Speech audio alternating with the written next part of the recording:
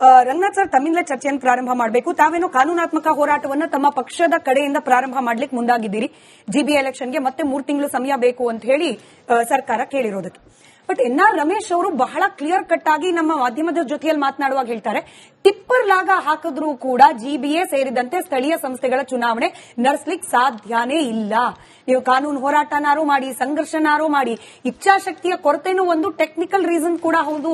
Tipper ಲಾಗ ಹಾಕಿದ್ರೂ ಚುನಾವಣೆ ನಡೆಸಲಿಕ್ಕೆ ಸಾಧ್ಯ ಇಲ್ಲ ಅಂತಿದ್ದಾರೆ. ಏನ್ ಹೇಳ್ತೀವಿ?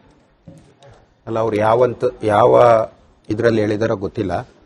ಬಟ್ ಸಂವಿಧಾನದತ್ತವಾಗಿ ಈ ಸರ್ವೋಚ್ಚ ನ್ಯಾಯಾಲಯದ ಒಂದು ನಿರ್ದೇಶನದ ಇರೋದ್ರಿಂದ ಕರ್ನಾಟಕ ರಾಜ್ಯ ಸರ್ಕಾರ ಮತ್ತೆ ಚುನಾವಣಾ ಆಯೋಗ ಚುನಾವಣೆಯನ್ನ ಜೂನ್ 30 ನಡೆಸಲೇಬೇಕಾದಂತ ಪರಿಸ್ಥಿತಿ ಇವತ್ತು ಯಾರು ಬಂದ್ರು ಇವತ್ತಿಗೆ ಇದನ್ನ ಬದಲಾಯಿಸಕ್ಕಾಗಲ್ಲ.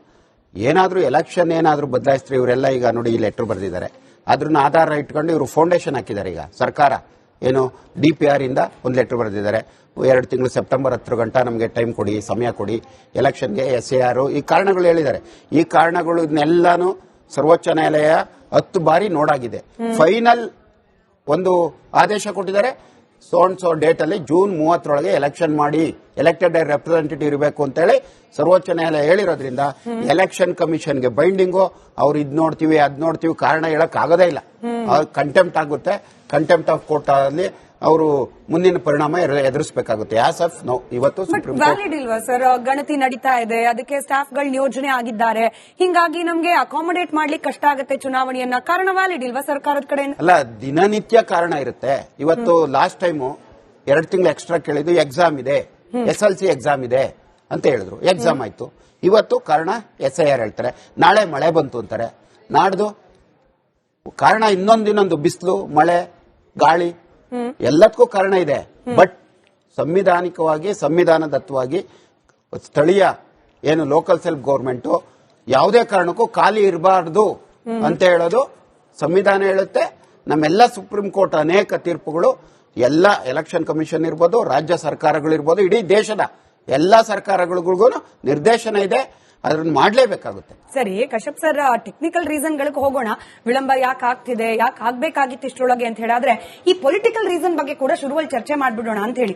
ವಿರೋಧ ಪಕ್ಷದ ಸದಸ್ಯರ ಹೇಳಿಕೆ ಹೆಂಗಿದೆ ಗೊತ್ತಾ? DK ಶಿವಕುಮಾರ್ ಅವರಿಗೆ ಇನ್ನೇನು 1 ತಿಂಗಳು ಕಾದ್ರೆ ಅಧಿಕಾರ ಹಸ್ತಾಂತರ ಆಗ್ಬಿಡುತ್ತೆ ಅನ್ನೋ ನಿರೀಕ್ಷೆ ಇದೆ. ಹಿಂಗಾಗಿ ಈ ಲೋಕಲ್ ಬಾಡಿ ಎಲೆಕ್ಷನ್, ಅದರಲ್ಲೂ GBA ಅಧಿಕಾರ ಸಿಕ್ಕ ಮೇಲೆ ಮಾಡೋಣ ಅನ್ನೋ ಚಿಂತನೆ. ಸಿದ್ದರಾಮಯ್ಯನವರು ಸಿಎಂ ಇದ್ದಾರೆ, ಅವ್ರಿಗೆ ಹೆಂಗೆ ಅಂದ್ರೆ ಆಡಳಿತ ವಿರೋಧಿ ಅಲೆ, ಚುನಾವಣೆ ನಡೆಸಿ ಸೋತ್ ಬಿಟ್ರೆ ಹೆಂಗಪ್ಪ, ಭಾರಿ ಮುಖಭಂಗ, ಹಿಂಗಾಗಿ ಚುನಾವಣೆ ಎಷ್ಟು ವಿಳಂಬ ಆಗುತ್ತೋ ಅಷ್ಟು ಓಕೆ. ಹಾಗಾಗಿ ಕಾಂಗ್ರೆಸ್ ಪಕ್ಷದ, ಅದರಲ್ಲೂ ಸರ್ಕಾರದ ಬಹಳ ಪ್ರಮುಖ ಭಾಗವಾಗಿರುವ ಮುಖ್ಯಮಂತ್ರಿ ಉಪಮುಖ್ಯಮಂತ್ರಿ ಇಬ್ಬರಿಗೂ ಅವ್ರದೇ ಆದ ರೀಸನ್ ಇದೆ ಡಿಲೇ ಮಾಡ್ಲಿಕ್ಕೆ ಲೋಕಲ್ ಬಾಡಿ ಎಲೆಕ್ಷನ್. ನೋಡಿ ಮೇಡಮ್, ನಾವು ಬೆಂಗಳೂರು ಮಹಾನಗರ ಪಾಲಿಕೆ GBA ಒಂದು 5 ಪಾಲಿಕೆ ಮಾಡಿ, ಕ್ಯಾಟಗರಿ ಲಿಸ್ಟ್ ಎಲ್ಲ ಅನೌನ್ಸ್ ಮಾಡಿ, ಸುಪ್ರೀಂ ಕೋರ್ಟ್ಗೂ ನಾವು ಹೇಳಿದ್ವಿ ಅವಾಗ, ಇಂಥ ಬೈಂಡಿಂಗ್ ಕೊಟ್ಟು ನಾವು ಎಲೆಕ್ಷನ್ ಮಾಡಕ್ಕೆ ತಯಾರಿದ್ದೀವಿ ಅಂತ. ಇವಾಗ ನೀವು ಹೇಳ್ತಾ ಇದ್ದೀರಾ ರಾಜಕೀಯ ಕಾರಣಗಳು.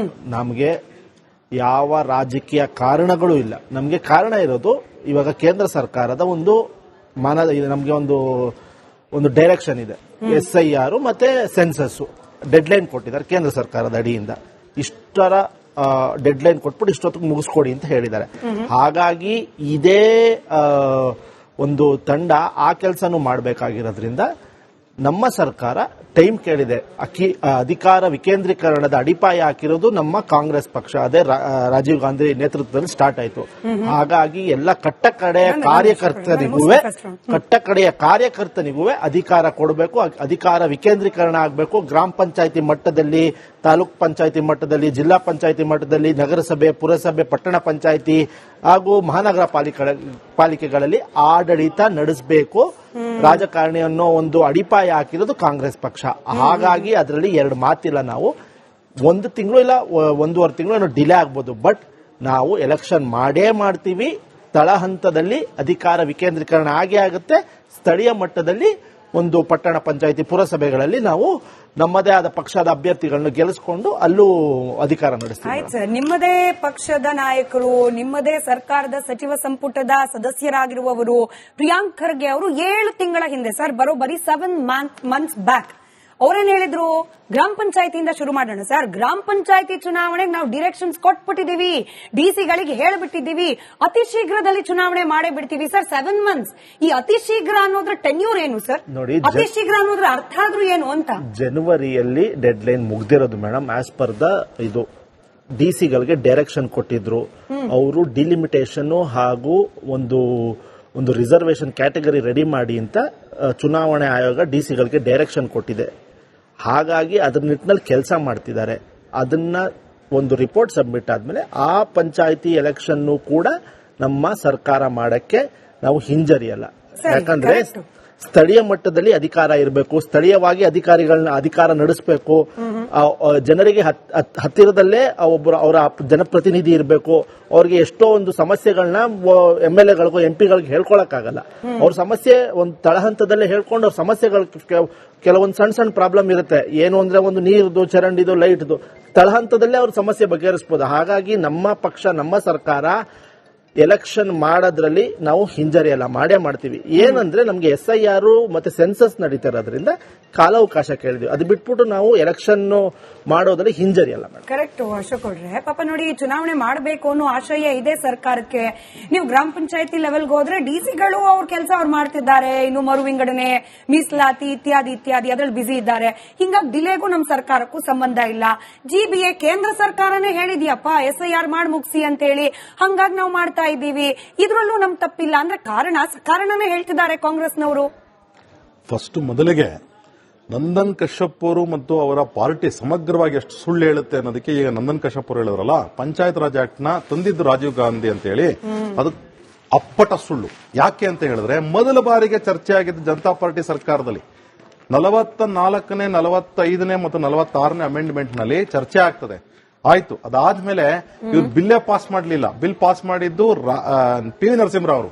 PV ನರಸಿಂಹರಾವ್ ಅವರನ್ನ ಯಾವ ರೀತಿ ನಡ್ಕೊಂಡಿದ್ದಾರೆ ಕಾಂಗ್ರೆಸ್ ಪಾರ್ಟಿ ಅನ್ನೋದು ಗೊತ್ತಿರತಕ್ಕಂಥ ವಿಚಾರ. ಆಯ್ತು, ಇದು ಒಂದ್ ಕಡೆಗೆ. ಈಗ ವಾಸ್ತವಕ್ಕೆ ಬಂದ್ಬಿಡೋಣ. ವಾಸ್ತವದಲ್ಲಿ ಏನು ಅಂತ ಹೇಳಿದ್ರೆ, 2021 ಮೇನಲ್ಲಿ ZPTP ಟರ್ಮ್ ಮುಗಿಯುತ್ತೆ. ತದನಂತರದಲ್ಲಿ BBM ಅಂದ್ರೆ ಆವತ್ತಿನ BBMP ಆವತ್ತು ಸೆಪ್ಟೆಂಬರ್ ಅಲ್ಲಿ ಟರ್ಮ್ ಮುಗೀತದೆ. ಈಗ ಗ್ರಾಮ ಪಂಚಾಯತಿಯ ಟರ್ಮ್ ಮುಗಿದು 3 ತಿಂಗಳಾಗಿದೆ ಈಗ, ಅಂದ್ರೆ 2026 ಅಲ್ಲಿ. ಈಗ ವಾಸ್ತವತೆ ಏನು ಅಂತ ಹೇಳಿದ್ರೆ, ಆವತ್ತು 2021 ಅಲ್ಲಿ ಕರೋನಾ ಇತ್ತು, ಮೇನಲ್ಲೇ ಕರೋನಾ ಇತ್ತು. ತದನಂತರ ಅದು ಆಲ್ಮೋಸ್ಟ್ ಸೆಪ್ಟೆಂಬರ್ ವರೆಗೂ ಬಂತು. ಇನ್ನೇನು 3rd ವೇವ್ ಬರುತ್ತೆ ಅಂತ ಹೇಳ್ತಾ ಇದ್ರು 2022 ನಲ್ಲಿ. ಫಾರ್ಚುನೇಟ್ಲಿ ದಟ್ ಇಂಡಿಯಾದಲ್ಲಿ ವ್ಯಾಕ್ಸಿನೇಷನ್ ಆಗಿತ್ತು, ನರೇಂದ್ರ ಮೋದಿ ಅವರು ಅದ್ಭುತವಾದ ಕೆಲಸ ಮಾಡಿದ್ರಿಂದ ಆ ವೇವ್ ತುಂಬಾ ಸ್ಪ್ರೆಡ್ ಆಗಲಿಲ್ಲ. ಒಂದು. ಎರಡನೇದು, OBC ರಿಸರ್ವೇಶನ್ ಸಮಸ್ಯೆ ಇದ್ದಾಗ 2022 ನಲ್ಲಿ ಆ ಸಮಸ್ಯೆ 2024ಕ್ಕೆ ನೀಗಿತು. ಅಂದ್ರೆ ಸಮಸ್ಯೆ ಬರೀ ಪರಿಹಾರ ಆಯ್ತು. 2024ರಿಂದ ಇವತ್ತವರೆಗೂ ಸಹ 2026 ಏಪ್ರಿಲ್ ಅಲ್ಲಿ ಇದ್ದೀವಿ. ಇವತ್ತವರೆಗೂ ಏನು ಸರ್ಕಾರದ ಕೆಲಸ ಕಾರ್ಯಗಳು ಹೆಂಗಿದೆ, GBA ರಿಲೇಟೆಡ್ ಇರ್ಬೋದು, ZPTP ಇರ್ಬೋದು, ಗ್ರಾಮ ಪಂಚಾಯತ್ಗೆ ಎಲೆಕ್ಷನ್ಸ್ ಕಂಪ್ಲೀಟ್ ಆಗುತ್ತೆ ಅಂತ ಗೊತ್ತಿದ್ದು, ರಿಸರ್ವೇಶನ್ಸ್ ಏನಿದೆ ಮತ್ತು ಡಿಲಿಮಿಟೇಷನ್ಸ್ ಅಂತಕ್ಕಂಥ ಏನ್ ವಿಚಾರ ಇತ್ತು ಗ್ರಾಮ ಪಂಚಾಯತಿಗಳಲ್ಲಿ, ಅದನ್ನ ಸ್ಟಾರ್ಟ್ ಮಾಡಿದ ಯಾವಾಗ ಪ್ರಕ್ರಿಯೆನ 2025 ಸೆಪ್ಟೆಂಬರ್ ಸ್ಟಾರ್ಟ್ ಮಾಡ್ತಾರೆ.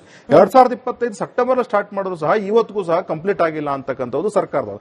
ಅಂದ್ರೆ ಆಡಳಿತ ವ್ಯವಸ್ಥೆ ಹೆಂಗಿದೆ ಈಗ ತಾನೆ, ಈಗ ಒಂದು ಗಂಟೆ ಮುಂಚೆ ಯಾವ್ದೊಂದು ಸರ್ಕಾರಿ ಕಚೇರಿಯಲ್ಲಿ ನೋಡ್ಕೊಂಡ್ ಬಂದೆ.